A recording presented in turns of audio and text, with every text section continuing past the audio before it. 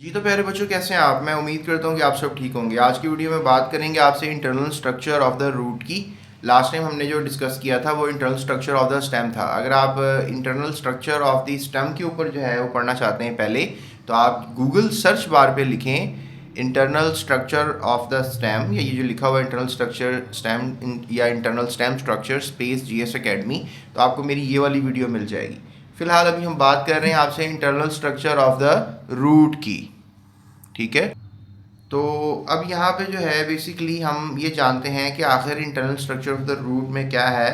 याद रखो, हम बेसिकली ये डायकोट रूट की बात कर रहे हैं। आपको याद होगा मैंने बताया था कि ऐसे बीज जिनके दो हिस्से हो जाते हैं, और जैसे कि मूंगफली होती है और उसके दो हिस्से हो जाते हैं, तो दैट मूंगफली, that peanut is called basically dicot root, sorry dicot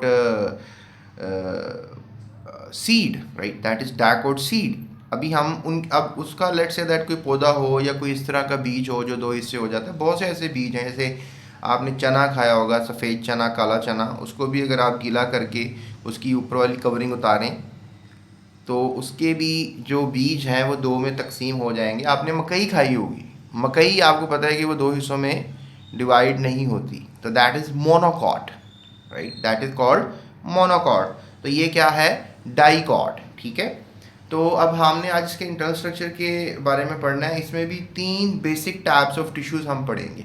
इसमें भी हमारे पास तीन बेसिक टाइप्स हैं। इसके अंदर भी था ना एपिडर्मिस, कॉर्टेक्स और वेस्कुलर बंडल, जिनको हम जाइलम फ्लोएम कहा था, आपको याद होगा जब हमने स्टेम पढ़ा था।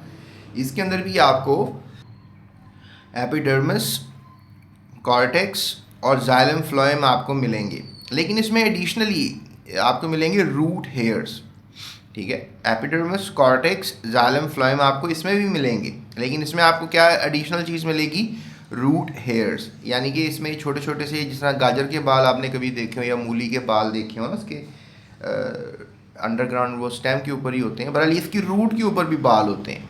ठीक है, और ये जो बाल हैं बेसिकली ये पानी वगैरह और मिनरल्स वगैरह पानी में, मट्टी में से अंदर घुस के एब्जॉर्ब करने का काम करते हैं। अब आपको पता है रूट ने यही करना होता है ना, पानी को एब्जॉर्ब करना होता है, खुराक को एब्जॉर्ब करना होता है, मिनरल्स को एब्जॉर्ब करना होता है, या खुराक बनानी होती है, उसको ट्रैवल करवाना होता है। तो ये काम जो है वो जाइलम फ्लोएम करते हैं। जाइलम पानी को लेकर जाने का काम करता है और फ्लोएम फूड को लेके जाने का काम करता है। एपिडर्मिस आउटर बारीक सी लेयर होती है, और जो कॉर्टेक्स होता है ये एपिडर्मिस के अंदर आने वाले एक थिन से टिश्यूज़ हैं। और फिर एडिशनली आपको बताया जा रहा है कि इसमें आपको रूट हेयर्स भी मिलेंगे। तो प्यारे बच्चों देखें, अब आपके सामने जो है ये तीनों स्ट्रक्चर्स नज़र आ रही हैं, एपिडर्मिस, कॉर्टेक्स और वेस्कुलर बंडल्स। ठीक है, एपिडर्मिस जैसे कि मैंने आपको बताया आउटर मोस्ट सरफेस है डायकोट रूट की। एपिडर्मिस जो है इसके अंदर जो layer contain unicellular root hairs, आपको दिखाया ना इसमें यूनिसेलुलर रूट हेयर्स भी हैं, which aid the absorption of water, जो कि हेल्प करते हैं। एड का मतलब हेल्प करना है, पानी को एब्जॉर्ब करने के लिए, जज़ब करने के लिए। The dicot roots lack cuticle. अच्छा, अब यहाँ पे हमने पढ़ा था कि इसके अंदर जो है क्यूटिकल भी होता है, यानी कि वैक्सी सी लेयर होती है ना बाहर स्टेम के ऊपर। लेकिन आपको पता है कि क्यूटिकल बेचारी वहाँ क्या करेगी, रूट तो ज़मीन के अंदर होती है और फ्रिक्शन कितनी ज़्यादा होती है, खुरदुरी सी जगह के अंदर इसने मूव करना होता है रूट ने। तो आपको यहाँ पे क्यूटिकल नज़र नहीं आएगा प्यारे बच्चों। तो there is no cuticle on the root hair. ठीक है, रूट हेयर के ऊपर कोई क्यूटिकल नहीं होगा, यहाँ पर रूट्स में कोई क्यूटिकल नहीं मिलेगा, जबकि आपको स्टेम में क्यूटिकल मिलेगा। क्यूटिकल क्या है, एक वैक्सी सी लेयर है, एक जो सॉफ्ट कर देती है, जिस तरह आप वैसलिन लगाते हैं ना फेस पे, ऐसे अल्लाह ताला ने कुदरती तौर पे इनको एक एपिडर्मिस के बाहर जो है एक क्यूटिकल लेयर एडिशनली दी हुई है। ठीक है, जिसको हम वैक्सी लेयर कहते हैं। तो प्यारे बच्चों उसके बाद जो डायकोट रूट होती है उसमें क्यूटिकल नहीं होती, which is a coat of defence found in the stems, है ना। ये एक डिफेंस यानी कि एक बचाव का एक कोट है, एक लेयर है। ठीक है, और लीव्स पे भी याद रखो क्यूटिकल होती है। आप देखोगे जो लीव का एक साइड है वो शाइनी है और एक साइड जो है वो शाइनी नहीं है। तो याद रखो जो शाइनी साइड होगी पत्ते की, उसके ऊपर एक वैजलिन टाइप लेयर है, वैक्स टाइप लेयर है, दैट इज़ कॉल्ड क्यूटिकल। और स्टोमेटा आर ऑल्सो एबसेंट, और रूट्स में कोई स्टोमेटा नहीं होगा। आप सोच रहे होगे कि स्टोमेटा क्या होते हैं। स्टोमेटा बेसिकली एक ओपनिंग होती है, जैसे कि आपको नज़र आ रहा है ये पत्ते का एक हिस्सा लिया है, क्रॉस सेक्शन लिया है, तो ये पत्ते से जो है आपको नज़र आ रहा है कि पानी और गैसेस बाहर आ जा सकते हैं। पत्ते आपको पता ना इर्द गिर्द के माहौल में नमी कर देते हैं। जैसे हमारा ये हाथ अब आप मेरा पत्ते के तौर पे सपोज कर लें, ठीक है, और आप कह लें कि जो लोअर साइड है इसमें छोटे छोटे से क्या हैं, सुराख हैं। तो ये सुराख जो हैं वो क्या करेंगे, पानी को निकालने का काम करेंगे। तो अपर साइड वैक्सी है, देखो जहाँ पे वैक्स लगी हुई है वहाँ से तो पानी बाहर नहीं आने देंगे ना, वैक्स लगाई भी इसलिए ताकि ऊपर से पानी बाहर ना आए। तो पानी पत्ते की नीचे वाली सरफेस से जो है वो बाहर आता है, और पत्ते की नीचे वाली सरफेस पे छोटे छोटे से सुराख होते हैं। उन सुराखों को क्या कहते हैं, स्टोमेटा कहते हैं प्यारे बच्चों। तो अब वो स्टोमेटा क्या होते हैं ये आपने भूलना नहीं है, ठीक है। स्टोमेटा क्या है, they are basically the openings through which water and gases comes in and goes out. फिर आगे आपको पता है कॉर्टेक्स आ जाता है। कॉर्टेक्स का मैंने आपको बताया था। अब कॉर्टेक्स क्या है, ये जो रूट्स के अंदर भी होता है कॉर्टेक्स और स्टेम में भी होता है।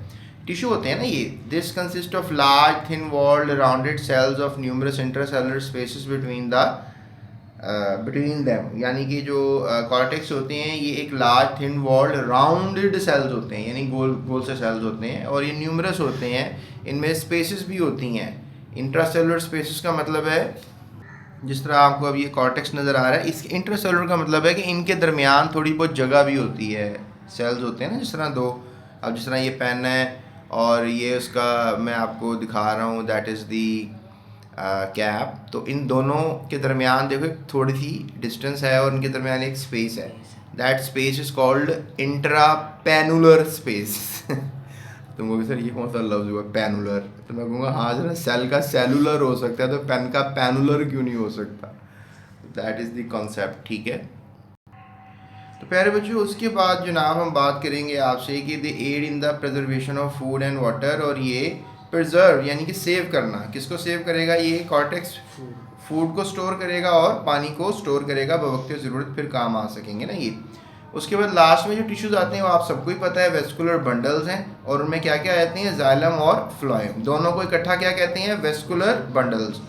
तो लिहाजा ये वेस्कुलर बंडल जो हैं together form a strong central rod. आपको पता है सेंटर में ये रॉड सा बना लेते हैं और एंकर करते हैं रूट को भी और प्लांट को भी, ठीक है। ये एक कह रहे हैं कि रॉड है बहुत स्ट्रॉन्ग सा सेंटर ऑफ द प्लांट में, ठीक है। यहाँ पे आप देखें तो आपको सेंटर में ये रॉड लाइक स्ट्रक्चर जो है वो नज़र आ रहा है, and that is called the vascular bundle. तो आपने बस इसको याद रखना है, ठीक है प्यारे बच्चों।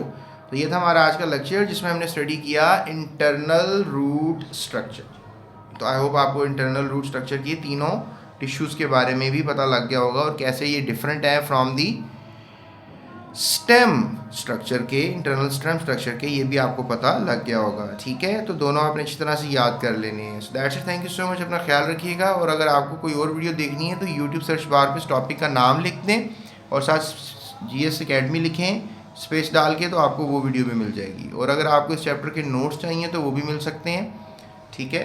सो that's it, thank you so much, take care, अल्लाह हाफिज़।